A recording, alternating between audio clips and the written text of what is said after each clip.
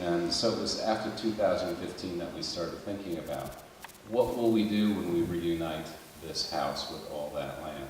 We've been thinking about that question from many different dimensions. There's an academic dimension to it. There's sort of a recreation dimension for our students. There's facilities and structures. There's events. What sort of events can we do out there? And I was thinking about just the land itself, and that sort of the land itself question has been led by Ian Welsh. We've been fortunate enough with Ian's leadership to get a grant from Historic England to pursue this Parkland management plan idea. And so we get sort of a grant, and we match those funds, and we've hired an architectural firm, Liz Lake Associates, and Andrew Cottage is here from that firm to help us think about our parkland and our woodland and what we'll do in the future with it. And so with that introduction, I'm sure you're much more interested in hearing from Andrew Cottage than from me. I'll introduce him, a landscape architect. Been at Liz Lake for what, about 10 years, and been doing this sort of thing for about 25 years. We were chatting about, was it the old mansion? Old Way Mansion. Old Way Mansion before the Singer family, which they are working on as well. It's called the Versailles West or something like that. So anyway, it's big projects, significant projects in this country.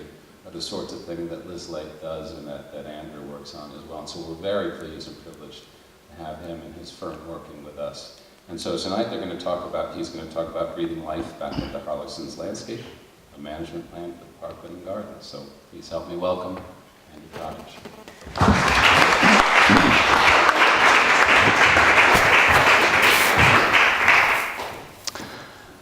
Wow, thank you, Jerry, for that lovely, warm welcome.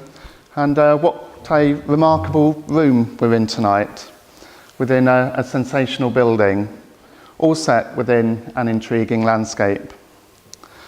We know a lot about the building, when it was designed, and the architects who designed it. But what do we know about the landscape? How was it designed? Is it now as it was intended to be? Was it ever finished? And what should happen to it now? Liz Lake Associates are a company of landscape architects with a particular passion for historic landscapes. In June, we were commissioned by the college to prepare a parkland and garden management plan. In part, this was because Historic England had placed the estate on their at-risk register, meaning that they have identified a threat facing the landscape. In this case, they were concerned that fragmented ownership and the different land uses, management regimes, and priorities that stem from that were compromising the integrity of the historic landscape. But also that the college, having acquired more of the land within the estate, wanted to take a responsible and proactive approach to managing the historic landscape and assuring its future. So a parkland management plan looks into the history of a landscape and how it has developed over time. It looks at the condition of the landscape now and identifies if and where the heritage has been compromised. It then sets out an action plan for what should happen now. It identifies how to address any issues that we have identified. Sometimes there are conflicts where modern usage clashes with the way that the landscape had been designed and had been intended to be used. So the plan takes modern usage into account and seeks to strike the right balance between modern day use and preservation. Harlaxton is quite unique. It has remained in private ownership and it hasn't faced the pressures that a landscape open to the public often faces. The cafes, the car parks, the play areas, shops and interpretation centres that are typical of these landscapes can all be placed sensitively, but inevitably they do have an impact, and they will to some extent detract from the historic landscape. Harlaxton has never had to address these conflicts. Harlaxton is also unique because it was developed in a single phase from 1831 to 1854.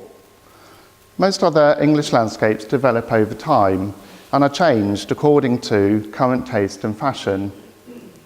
So when we look at these landscapes, we detect layers of history reflecting the different historic styles in favour at the time. But does this mean that the landscape of Harlaxton is intact? To answer this, we have to go back in time and try to discover what the original intentions for the landscape had been, what it was like on completion, and how it has evolved over time. So, we started looking back through the college archives being meticulously catalogued by Linda Dawes. We spent days browsing through historic documents in the Lincolnshire Archives in Lincoln. We became resident in the libraries of Grantham and Lincoln. And given that this is the 21st century, we spent a lot of time on the internet. We also employed an archaeologist to see what they could dig up. So, what did we find? The current evidence is that the majority of the features within the university's land appear to relate to medieval and post-medieval agriculture, although there are one or two features that predate this time. We know that Harlaxton has existed since at least 1086, as it is mentioned in the Domesday Book as Harlaxton. The village has always been tied to the lords of the manor and the estate. Many villagers were employed by the lord of the manor and their houses and cottages tied to the estate.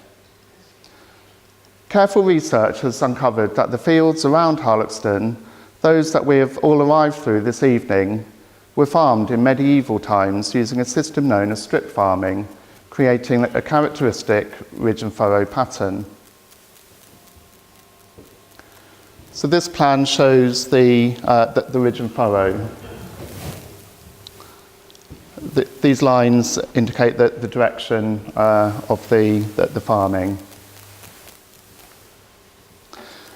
After that period, between 1604 and 1914, over 5,200 individual enclosure acts were passed.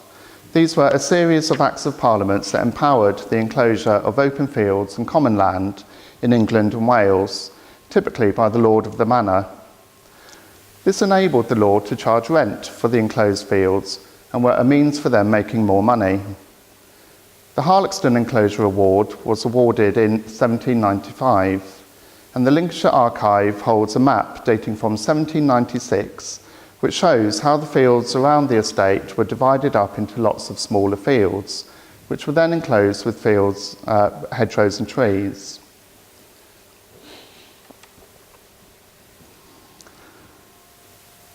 The Historic Ordnance Survey map from 1886 also shows this mosaic of fields. And some of these trees can still be seen dotted around the estate today. And as we know, much of the estate is still farmed. So it seems likely that the land around Harlaxton Manor has been farmed almost continuously since medieval times. I say almost because for a brief spell between 1937 and 1948, the land does not seem to have been farmed. At that time, the estate was owned by Violet van der Elst, who seems to have preferred a more naturalist approach to estate management, and she allowed pastures to be formed and grazed by sheep. Unfortunately, her good intentions were thwarted by the Second World War.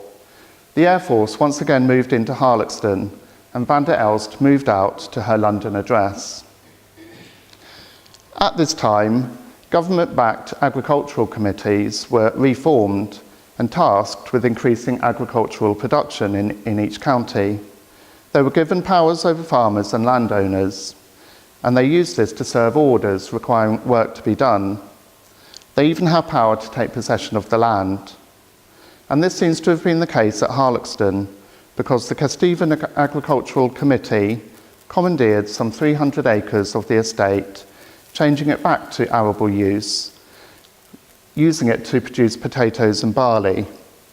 Van der Elst was not happy about this, but although she was a vocal and active protester against capital punishment, she was powerless to do anything about the taking over of her land.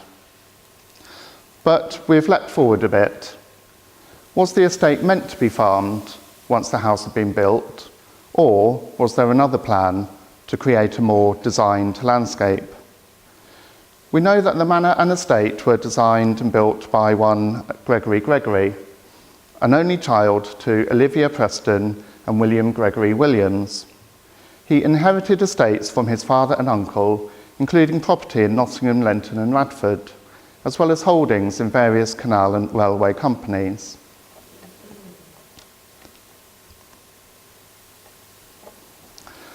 We know that Gregory Gregory was passionate about architecture and landscape design in general. He was a well-travelled man, and he spent many years abroad travelling throughout Europe, all the way to the Crimea. During his travels, many of the houses that he visited were having what we might now call garage sales, so he was able to amass a collection of art, statues and furniture.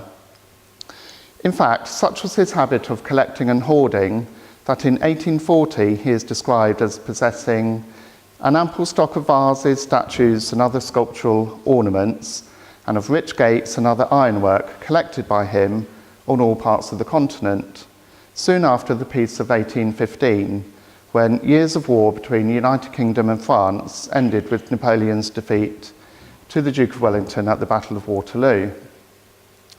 But more than collecting objects, he collected ideas and inspiration. The European gardens of this time were all about power and control. Long avenues stretched as far as the eye could see, intricately shaped topiary, elaborate patterns of parterre, and perfectly manicured lawns were all about displaying one's wealth and showing that man had control over nature.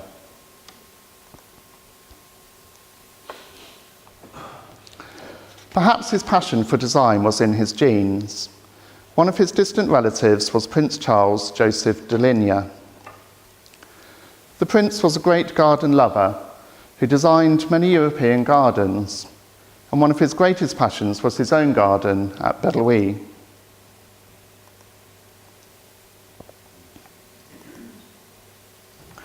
There is a wonderful quote attributed to him where he modestly describes his own garden as the most handsome in Europe, if it weren't for Versailles.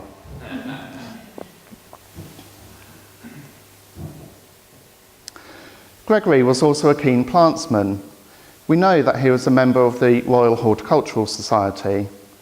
An example of his passion is that he collected a specimen of giant hogsweed for introduction to his estate, thinking that this would be the first specimen of this plant in the country. Little did he know that it had already been introduced.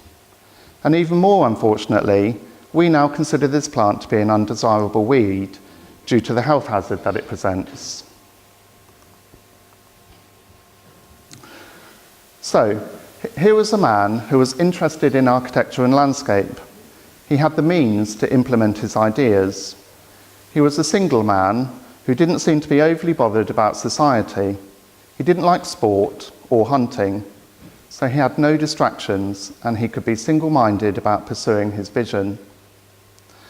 When he returned from Europe, Gregory commissioned an architect, Anthony Salvin, to design him a new house to replace the old manor in the village. Anthony Salvin had gained a reputation as an expert on medieval buildings, and he applied this expertise to new buildings and restorations. He restored castles and country houses and built a number of new houses and churches.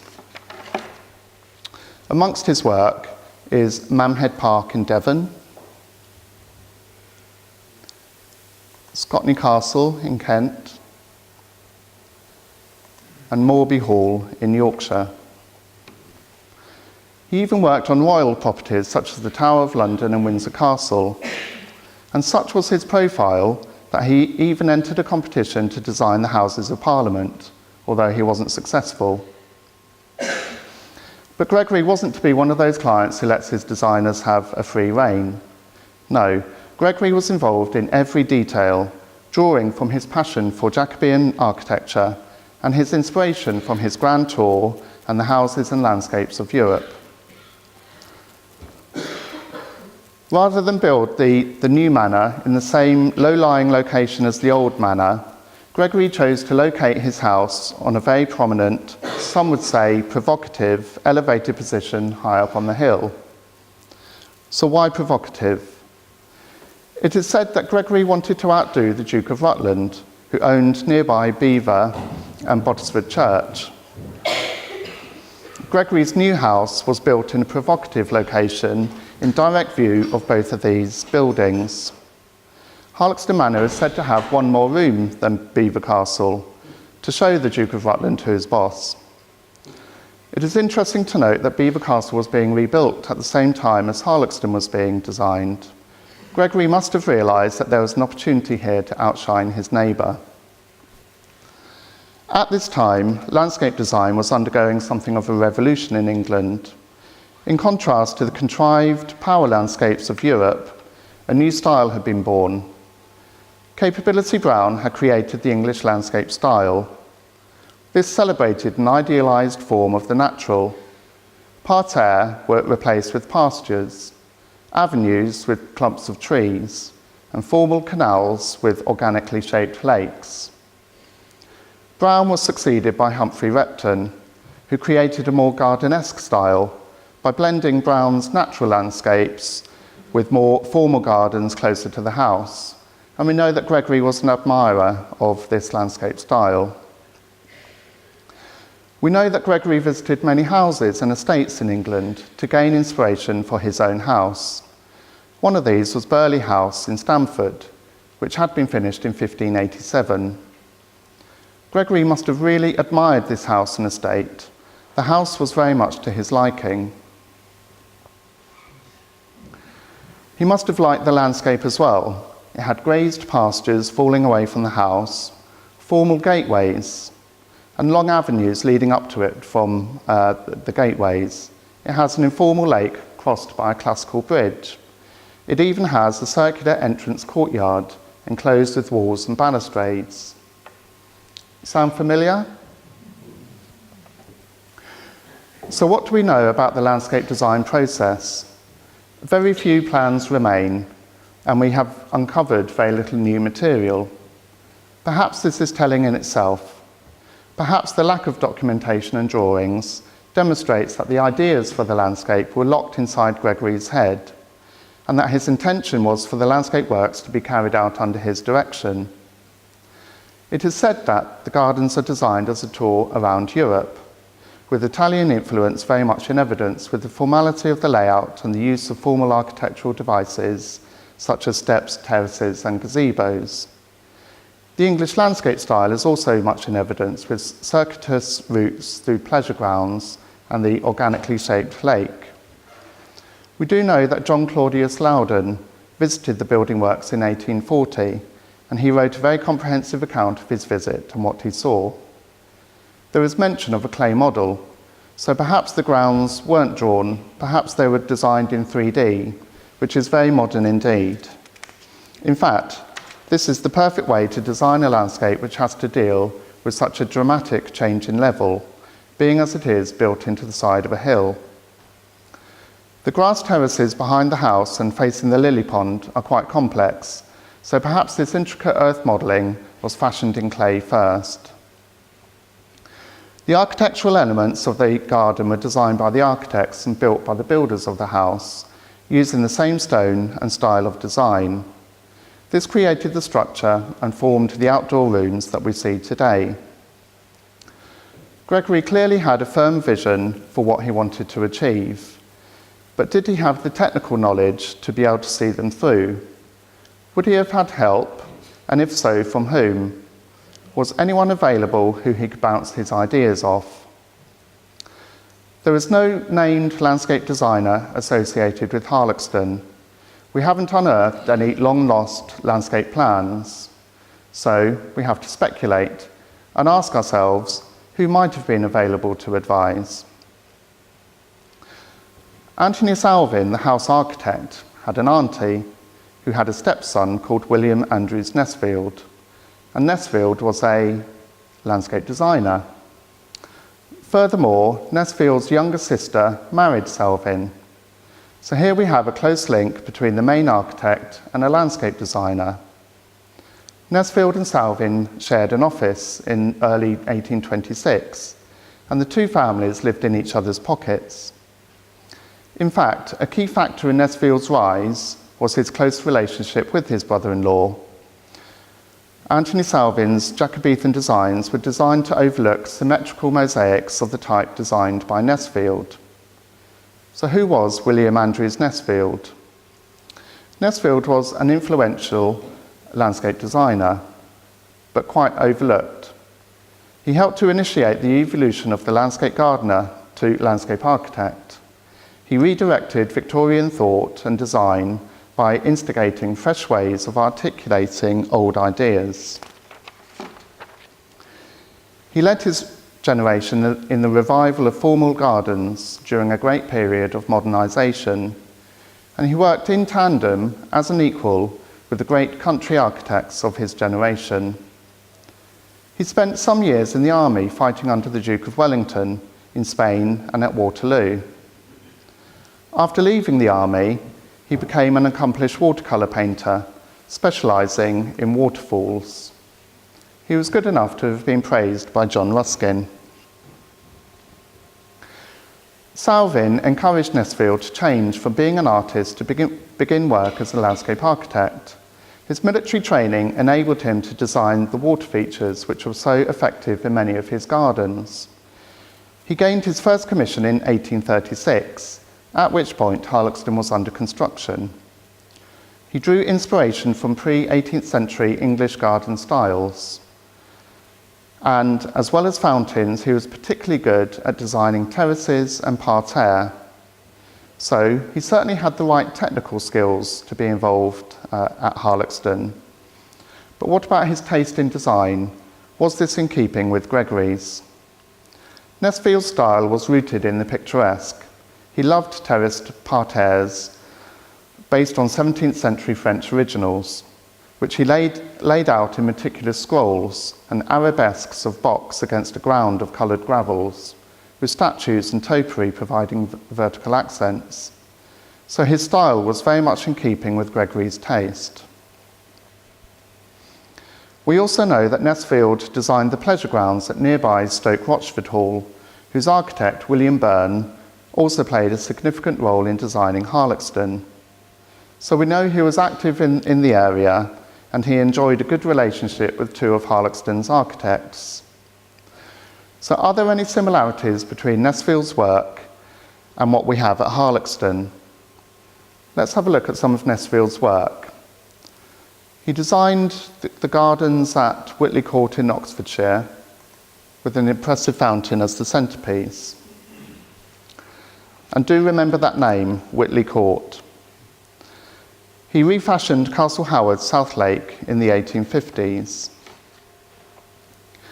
At Oxenhoath in Kent, he created formal gardens in the style of Capability Brown. And Salvin was working on the house at the same time. In 1860, he designed the gardens of the Royal Horticultural Society, and this is worth dwelling on for a moment. Designing gardens for the RHS is like designing a golf course for Tiger Woods, or a new house for Prince Charles. At Kew Gardens, he created 3 great vistas in a goosefoot pattern radiating out from the palm house. So, some of Nesfield's signatures are present at Harlaxton: formal gardens, terraces and water features. He also understood water and had refashioned Castle Howard's lake, so perhaps he had a hand in fashioning the lake here at Harlaxton. However, some of his signatures are conspicuous by their absence, notably the long vistas and avenues that would connect the house with the farthest extremities of the site. So why might this be? We know that Gregory died before even the house was completed, so I wonder whether all of his plans for the landscape were realised. It would be normal to work from the house outwards, so I wonder whether the gardens were completed but the wider landscape wasn't. Perhaps long vistas and eye catchers were planned but not actually implemented. So maybe the landscape is incomplete, but is anything missing? When we look back through historic maps, we see that there used to be a boathouse nestled into the banks of the Western Lake, and perhaps it looked like the one at nearby Belton. Is anything else missing? The historic maps also indicate a lodge near the main entrance close to the bungalow. There was also a description of it in the Grantham Journal from 1869, who described the lodge as being beautiful. The final missing item is one of the lakes, which has become silted up and overgrown. So what happened once Gregory died? Did anyone else finish the work? Having died, the house was passed on to cousin George Gregory, but unfortunately he had no interest in the house and probably never lived here. In fact, there was an account of him selling the trees, so perhaps he started to destroy what his cousin had been so passionate about. He was succeeded by John Sherwin Gregory, and it is possible that John did carry out some of the building works. There is evidence that he was responsible for the Lost Lodge near the main entrance. Perhaps he even built the bridge. The estate was then passed into a succession of heirs, none of whom seemed to have very much interest in completing or enhancing the estate. This lack of interest must have led to the estate becoming overgrown and unkempt. In fact, such was the estate's dereliction that it was scheduled for demolition and was only saved when Violet van der Elst bought their manor and estate in 1937. At this stage in history, many English houses and estates had become too expensive to maintain. Perhaps their occupants had moved from the country to the city, and it was common for these houses to be destroyed. In Lincolnshire alone, more than 50 stately homes and estates were destroyed at this time, including nearby Easton, which Harlaxton's original architect had moved on to after his time at Harlaxton. Van der Elst was therefore quite literally Harlaxton's saviour. But unlike her predecessors, she did have an interest in the estate. She purchased a number of bronze and marble lions and had these placed on plinths and gateposts. Like Gregory before her, she seemed to have a penchant for collecting art and ornaments from stately estates. The lions on the Lion Terrace, for example, were bought from Whitley Court, which we saw in one of the previous photos, after it had suffered a devastating fire. She banned hunting from the estate, and in doing so it became a haven for wildlife. She seemed to have every intention of modernising the house and progressing the landscape design. But unfortunately, the Second World War broke out, and before she was able to do too much with the gardens, the RAF were quartered here, and she moved back to London. And shortly after the war, she was forced to sell up as she was running out of money. The estate then passed on to the Jesuits, who seem to have done some planting, but not much else in the landscape. And finally, the estate passed on to the University of Evansville, who have taken a proactive approach to consolidating the estate and carrying out a programme of repair and restoration. So what lies in store for Harlaxton now? Well, the estate management team are doing a great job of not only looking after the estate, but carrying out essential repairs and restoration works. A lot more needs to be done, and there are extensive repair works needed around the gardens. The lily pond, or Dutch canal, is leaking and has become overgrown with an invasive weed called New Zealand pygmyweed. So the lily pond needs repairing and the waterweed getting rid of. We could also open up a view from the lily pond over the Parkland. The bridge is due to be repaired soon. Perhaps we could remove some of the pine trees and recreate a wider view of the house.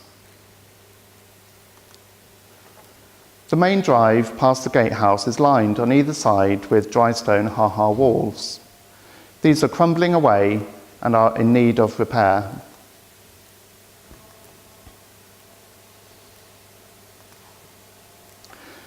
The trees which have grown up around the lake are not original, and they block the view and the original intent for the lake. So it would be good to remove these trees And whilst we're at it, maybe we could replace the boathouse and make the lake more attractive and usable.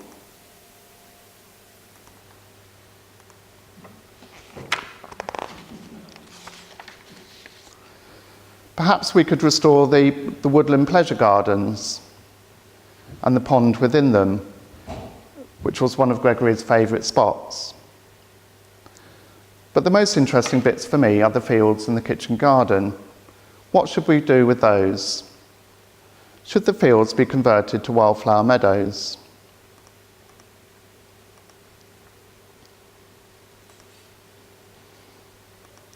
Should they be grazed? Should we continue to grow crops, but in a more sustainable and less intensive way? Perhaps using heritage varieties? Should we introduce more tree planting to block out less attractive parts of the view?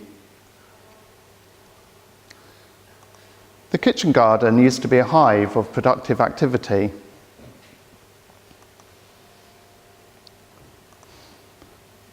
But today, the fruit and veg are missing largely.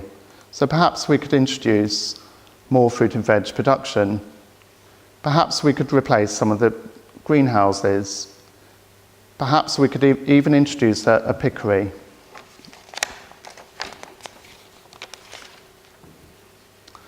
So, as you can see, we've been pretty busy, and we are now trying to capture all of this in our report.